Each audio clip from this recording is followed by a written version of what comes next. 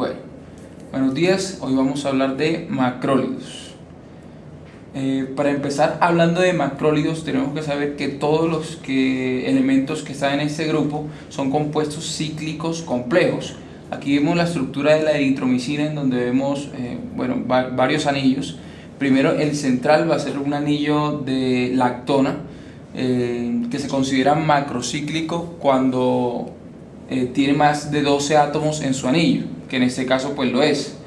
Además de eso, también tiene unión a unos desoxiazúcares. En este caso vemos dos ejemplos donde se unen con el anillo de lactona para formar la eritromicina. Básicamente esta es la estructura esencial de un macrólido. Vemos que son estructuras grandes, macrocíclicas, con un anillo de lactona y con unión de desoxiazúcares. Recordando un poco en la línea de tiempo, vemos que la eritromicina, el primer macrólido que se halló, fue en 1952. Empieza pues el descubrimiento de la eritromicina. Más adelante lo vamos a ver cómo se aisló. Y en 1980 empieza la síntesis de la claritromicina y la citromicina, pero hasta 1990 comienza su comercialización y la aprobación por la FDA para su uso. ¿Qué uso? Pues ya los veremos. Entonces, en Filipinas, en el archipiélago de Filipinas, en 1952 exactamente, el doctor Manuel Alexander McGill y colaboradores, por medio pues, del Streptococcus erytheus en ese entonces, se dieron cuenta que producía unos metabolitos activos en la tierra. Ellos tomaron una muestra de esa tierra y aislaron unos componentes que producía el microorganismo, y de ahí pues salió el aislamiento de la eritromicina. El mecanismo de acción de los macrólidos en general inhibe la subunidad 50S ribosomal, lo que impide así la síntesis proteica. Pues aquí vemos las dos subunidades de los ribosomas en las bacterias, de 30 y de 50S. Más adelante vamos a ver que la de 50S tiene unas subdivisiones y exactamente son la fracción 23S de la 50S. Entonces lo que vamos es a evitar una síntesis de la cadena proteica que se va a dar en el proceso de transcripción.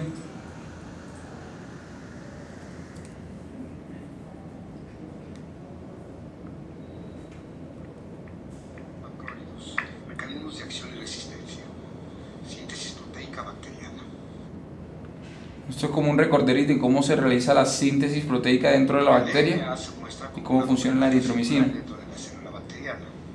Como todos los organismos vivientes, el DNA contiene el único código genético para todas las proteínas que requiere la bacteria para sobrevivir. Esto incluye las proteínas que se requieren para la reproducción, crecimiento, reparación y regulación del metabolismo.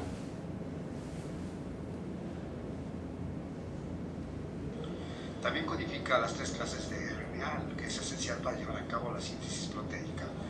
Este se le conoce como RNA ribosomal o ARNR, el RNA mensajero o RNAM y el RNA de transferencia o RNAT.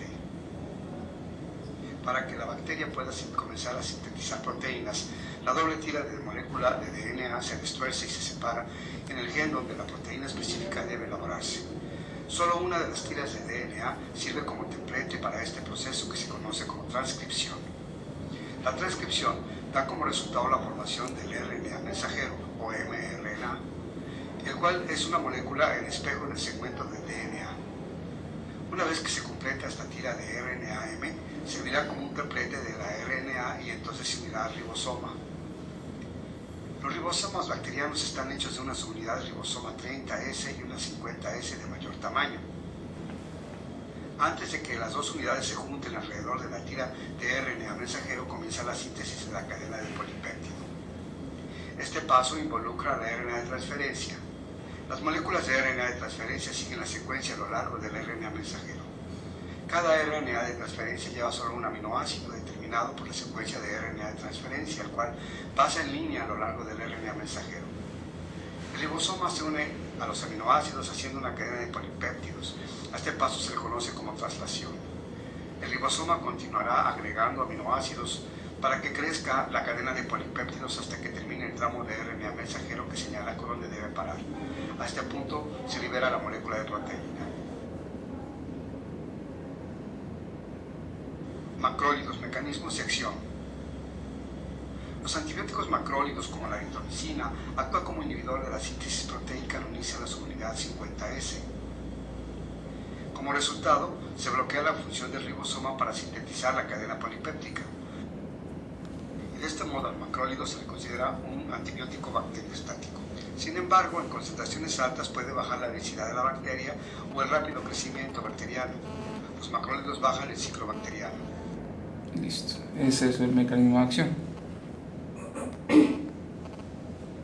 Bueno, antes de empezar con cada uno de los macrólidos, vamos a hablar un poco de la legionelosis. En 1976, en Filadelfia, Estados Unidos, hubo un brote de una neumonía de los participantes que estaban en la 58ª Convención Anual de la Legión Americana, que se realizó pues en Filadelfia. Unos veteranos de guerra que estaban pues ya o heridos o que ya habían dejado la guerra o con honores, se reunían anualmente. Esa neumonía que le causó a estas personas pues tuvo una mortalidad bastante importante, pero en ese entonces no se había descubierto el microorganismo por el cual se habían muerto estas personas. En el 77, en enero, es decir, un año después, se aisló un nuevo germen que no era conocido en el momento y se denominó con el género de Legionella en honor a la convención que se realizó. El principal exponente de este género es la Legionella pneumófila. En este brote, en el 76, fallecieron 29 personas. Son bacterias gramnegativas aeróbicas y oblicuas, es decir, que viven en agua, en tierra, en aire, principalmente en agua. Pueden ser transmitidas por aerosoles, no de persona a persona. Vive en el agua generalmente, tiene un crecimiento rápido en aguas calientes, lo que le da una de sus propiedades de mayor virulencia. Generalmente se localizan en sistemas de conducción de agua, tanques de agua caliente, torres de refrigeración y condensadores evaporativos. Lo que se dieron cuenta es que estos lugares o este hotel donde estaban hospedadas estas personas tenían estas condiciones en donde el crecimiento de la legionela es bastante significativo. Aquí vemos cómo en la tasa de crecimiento de esta bacteria y vemos que entre 50 y 35 grados centígrados, que son unas temperaturas altas, es donde tiene un rango de crecimiento óptimo o ideal, y luego ya a los 55 grados centígrados es que empieza a haber muerte de la bacteria, eso sí, dentro de un cuarto de día expuesto a 55 grados centígrados. La eritromicina. La eritromicina es el fármaco por excelencia que caracteriza a los macrólidos, fue el primero en ser aislado, tiene un tiempo de vida media de 2 horas. Digamos que la forma de esterato tiene 4 horas, que es el doble, un volumen de distribución de 0,75 litros kilogramo, tiene una unidad de proteínas que puede llegar a ser hasta del 90%, se describen hasta el 70% como mínimo, y tiene un metabolismo por la CYP 3B2, por la CYP 2B3A, es ese. Logra bajas concentraciones en el líquido cefalorraquídeo. Las concentraciones en el líquido pleural y peritoneal pueden alcanzar hasta el 40% de las concentraciones plasmáticas, y hablaban de un índice intracelular extracelular que puede llegar a ser de 4/18, donde pues extracelular va a ser mucho mayor que en la concentración que puede alcanzar intracelular. Tiene una excreción biliar y por orina. Interfiere en la vía del metabolismo del citocromo P450, y hay que tener en cuenta otros medicamentos como las carbamazepinas, ciclosporina, metilprednisolona, teofilina y midazolam, que ya más adelante vamos a hablar un poco de las interacciones. La actividad antibacteriana del espectro mencionaban que en un principio la función era para cocos gram positivos, estafilococo aureus y meticilino sensibles, estafilococcus especies generales, también estreptococo alfa-hemolítico, que entra pues, el neumococo y el virions, y beta-hemolítico del grupo A y del grupo B, como el piógenes y el agalacti, y estreptococos en general también lo mencionaban. Entre los bacilos gram positivos, los formadores de esporas aerobios, que entran los bacillus spp, los formadores de esporas anaerobios como el Clostridium, los no formadores de espora que son aerobios como el Listeria y Corynebacterium, y los no formadores de esporas anaerobios, el Actinomyces israelí y el Propionobacterium agnis. También tiene un espectro contra cocos gram negativos, contra Neisseria y Moraxella, Más adelante vamos a ver que no es el ideal para tratar infecciones o ETS o infecciones genitales. Y bacilos gram negativos como Legionella, Helicobacter, Haemophilus, que también más adelante vamos a ver que el esencial para el Helicobacter puede ser la claritromicina principalmente, y gérmenes intracelulares como la clamidia, el micoplasma y la Legionella también entran entre los intracelulares.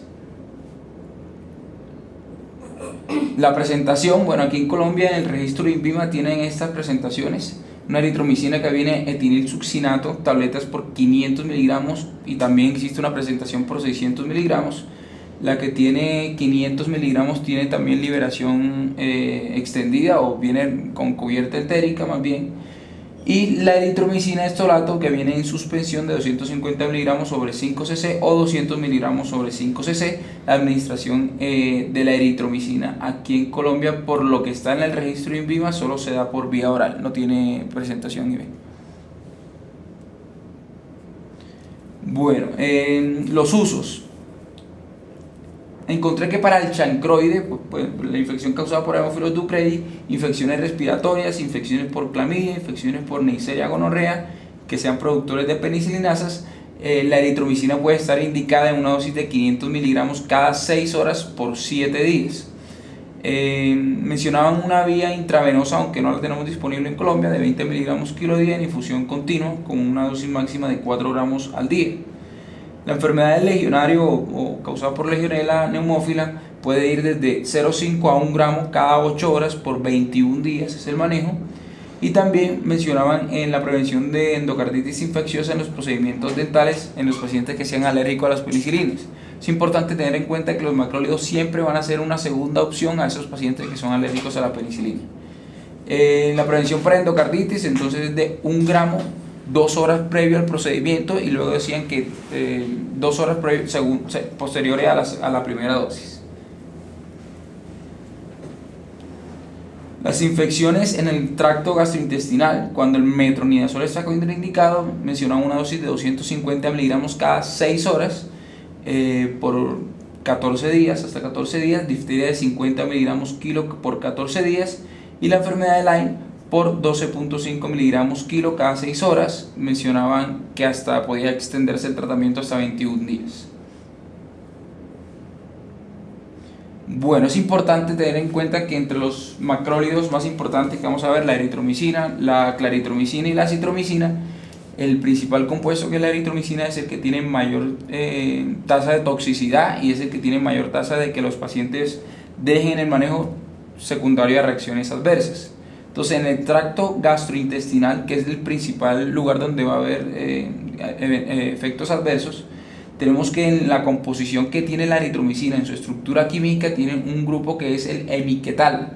Es un grupo carbonil más un alcohol simplemente que contiene en su estructura, y lo que va a hacer es ese componente directamente va a causar irritación a nivel estomacal, a nivel gastrointestinal, lo que va a producir náuseas, vómito, dolor abdominal y diarrea, que esos son unos síntomas comunes de todos los macrólidos, pero que en mayor tasa se presentan con la eritromicina.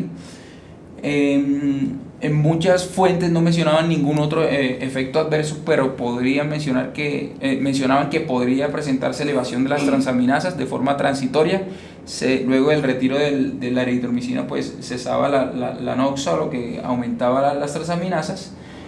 Mencionaban también una ligera prolongación del QT corregido, que no estaba muy bien documentada, pero que sí habían unos ensayos que mostraban un porcentaje mínimo de una alteración en este sentido. En la administración IV, que no la tenemos en Colombia, pues tromboflebitis y disturbios transitorios en la audición, pues posterior a la administración, solo con la administración IV. Bueno, son importantes las interacciones que tiene aquí, porque igual que los efectos adversos, la eritromicina es el que más tiene interacciones dado su metabolismo, y la acitromicina es el que menos tiene interacciones. Con los antiarrítmicos aumenta la concentración de los antiarrítmicos. Con los anticoagulantes tiene una prolongación del QT, ahí sí lo mencionaban de forma clara, no solo el uso aislado de eritromicina. Con los antifúngicos y las benzodiazepinas aumentaba las concentraciones de eritromicina, más adelante les voy a explicar cada uno de ellos. Con la carbamazepina aumenta el riesgo de intoxicación por ese medicamento, Y la lovastatina también mencionaban aumento de riesgo de miopatía. Era lo que mencionaban en alguna fuente. En otra fuente simplemente decían que con la lovastatina podía generar cierta intolerancia, más no miopatía. La claritromicina. La claritromicina, bueno, es un derivado semisintético de la eritromicina, tiene también 2 desoxiazúcares y el anillo de lactato que los caracteriza a los macrólidos. La presentación en Colombia, tabletas de 250 y de 500 miligramos, la de 500 miligramos también viene recubierta.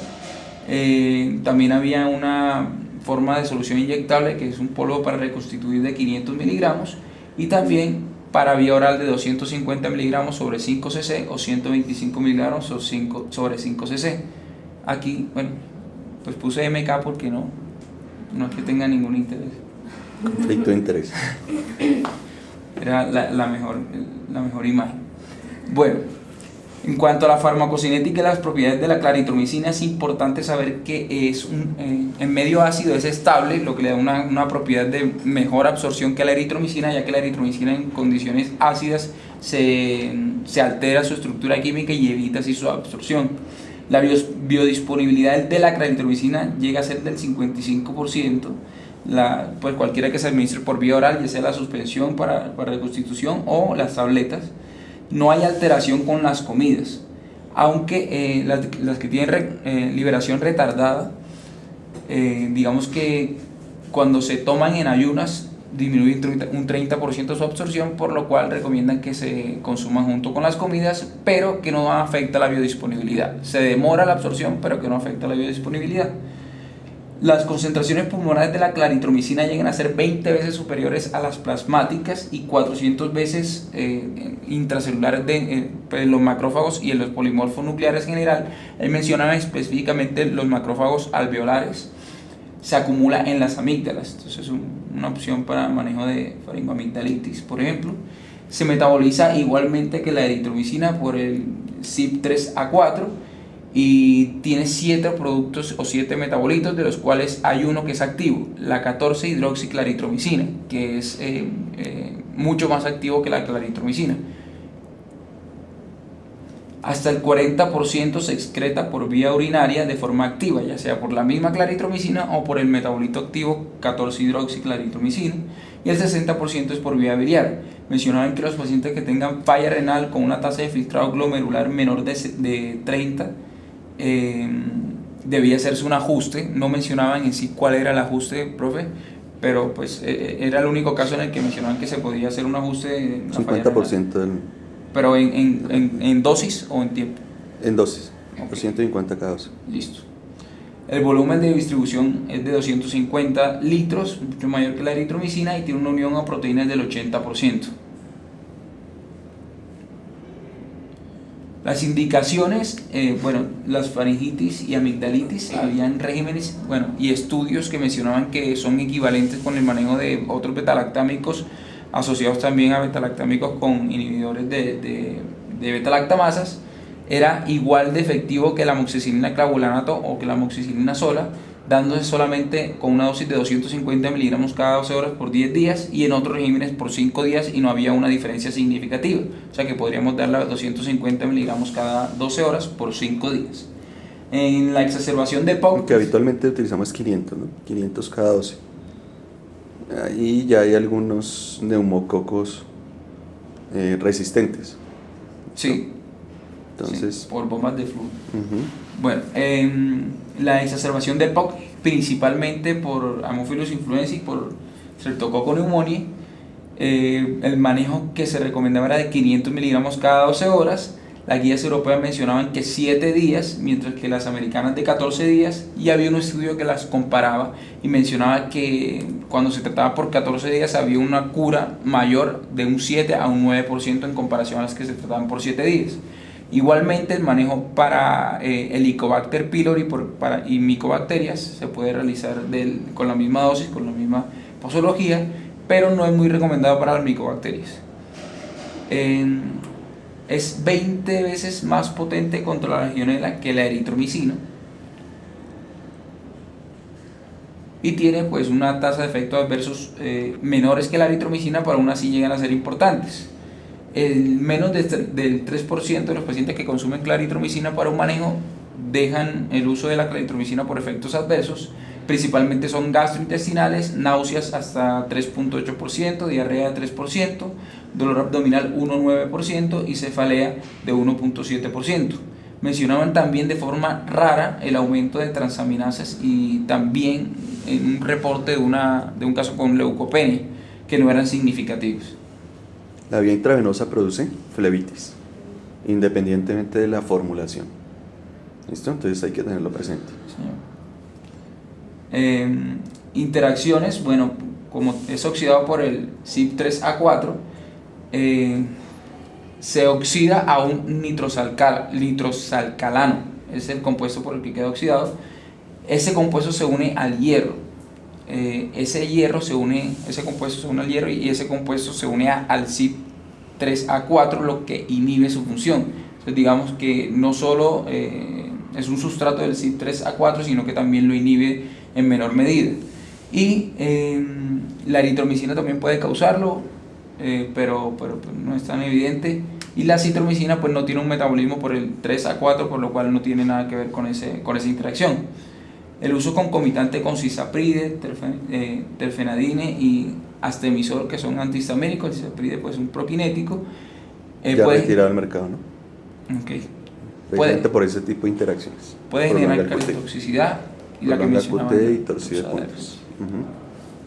Las benzodiazepinas, igualmente que en la eritromicina, causan los mismos eventos. Entonces aumenta la concentración de benzodiazepinas. Con las estatinas hay riesgo de miopatía.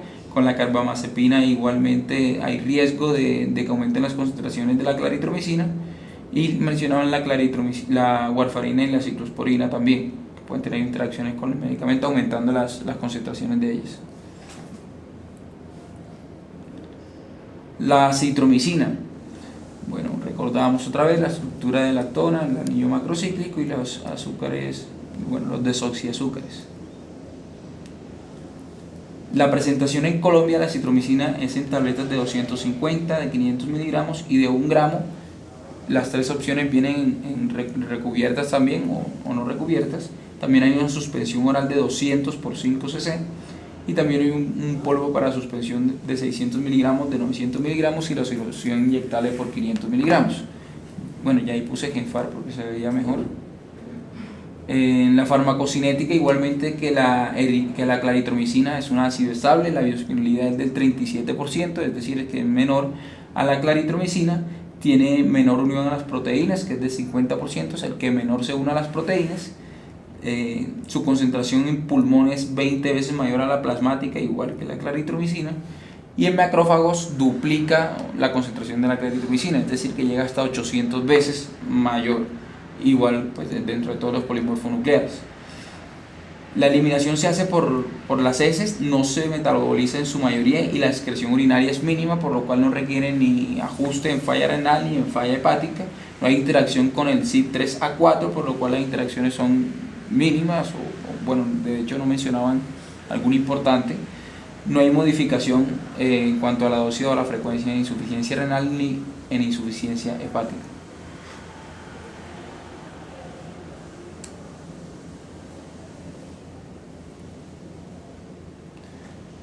Bueno, adicionalmente la citromicina tiene un espectro un poco mayor a los otros macrólidos. Mencionaban, además de lo que ya hemos visto, E. coli que son sensibles, salmonella, Yersinia enterocolítica, Shigella, es decir, enterobacterias. También para el Haemophilus influenza, el neumococo, que ya lo habíamos visto, y son muy específicos para el Campylobacter jejuni y el Mycoplasma hominis. Se recomienda en estos pues, el uso de la citromicina.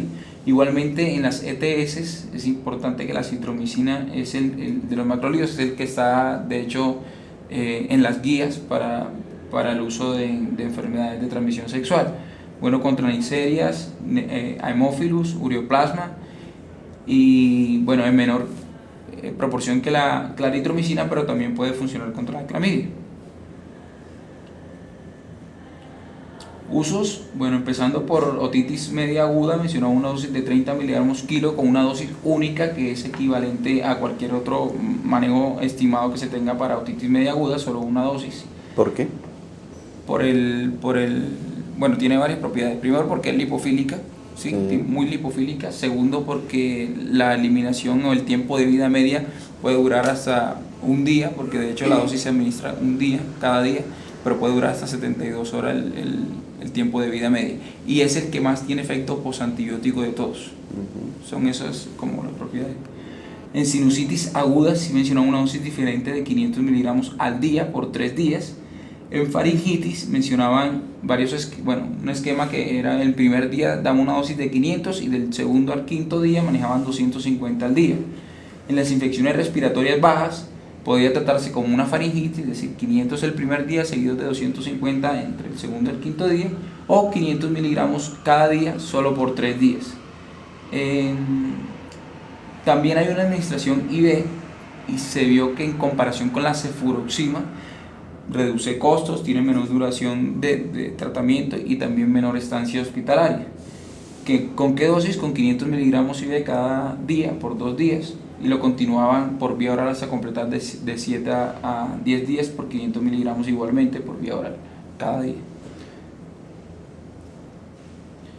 Bueno, enfermedad de transmisión sexual, aquí es muy importante ya que una dosis única de 1 gramo para infecciones por clamidia o uretritis no gonocócica y también por el Haemophilus ducreyi puede generar cura. Lo comparaban siempre con la doxiciclina, hasta con betalactámicos, con cefalosporinas y pues tiene una tasa similar. Y en la prostatitis crónica, la dosis de 500 miligramos cada día por 3 días semanales, por 3 semanas, mencionaban para el manejo de la prostatitis crónica. En la gonorrea no complicada, una dosis única de 2 gramos por vía oral. Claro que el 35% cuando se administraba 2 gramos por vía oral sí podía alcanzar unos efectos adversos a nivel del tracto gastrointestinal. En EPI, el manejo recomendado era de 500 miligramos cada día por los 2 primeros días y continuaba 250 miligramos cada día hasta completar 7 a 10 días. Y en la sífilis temprana tenía mucha mejor evidencia que las penicilinas. De hecho, la tasa de curación llegaba a ser hasta el 90%, probaban con dosis únicas de 2 gramos y de 1 gramo, y vieron pues, que la dosis única de 2 gramos era la que mejor se desempeñaba en sífilis, en primaria y secundaria. Efectos adversos, igualmente en menor cantidad, pero los tiene: diarrea del 3.6%, náuseas de 2.6%, dolor abdominal puede causarlo en 2.5%, cefalea o mareo en el 1.3%, aumento de las transaminasas hasta en el 1.5%. Y fue descontinuado en el estudio que hicieron por el 0.7% de los pacientes por los efectos adversos. Y cuando se administra por vía IV, pues puede causar dolor e inflamación local. El dolor era del 6% y la inflamación local en el 3.5%. Y listo.